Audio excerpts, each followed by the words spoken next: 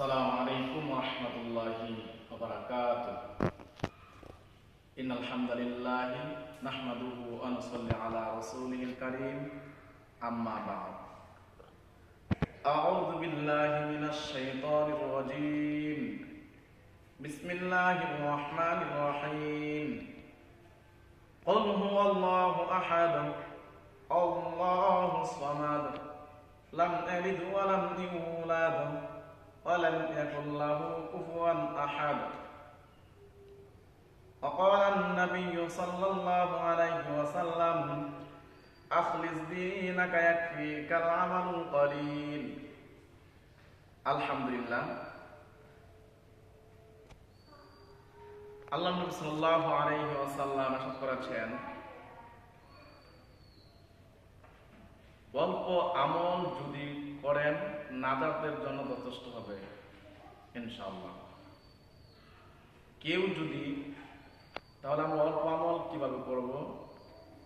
কেউ যদি সূরাতুল ইখলাস 3 বার পাঠ করে, আল্লাহর নবী সাল্লাল্লাহু আলাইহি ওয়াসাল্লাম ইরশাদ করেছেন, কোন মানুষ যদি সূরাতুল ইখলাস একবার পাঠ করে, কোরআন কারীম 30টি পারা রয়েছে, তাহলে একবার পাঠ করলে এক অংশের সওয়াব আল্লাহ রাব্বুল আলামিন তার আমলনামা দেয়। সুবহানাল্লাহ।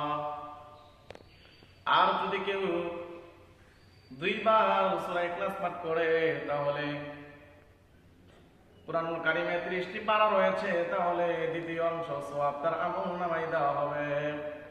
আর যদি কোনো ব্যক্তি সূরা ইখলাস 3 বার পাঠ করে, তাহলে 30 পারা কোরআন পড়লে যে সওয়াব হয়, আল্লাহ রাব্বুল আলামিন তার আমলনামায় সেই সওয়াব দিয়ে দিবেন। সুবহানাল্লাহ। তাহলে আমরা সকলে সূরাতুল ইখলাস সবাই করব। তো অল্প আমল, এই সূরা ইখলাস মাত্র 3 বার পাঠ করলে 30 পারা সওয়াব হয়। তাহলে আমরা অল্প কষ্টের মধ্যে আমরা অনেক নেকি অর্জন করতে পারবো ইনশাআল্লাহ। আমরা সকলে যেন সূরাতুল ইখলাস শিখে নিই। বিসমিল্লাহির রহমানির রহিম। কুল হুয়াল্লাহু আহাদ, আল্লাহুস সামাদ, লাম ইয়ালিদ ওয়া লাম ইউলাদ ওয়া লাম ইয়াকুল লাহু কুফুয়ান আহাদ।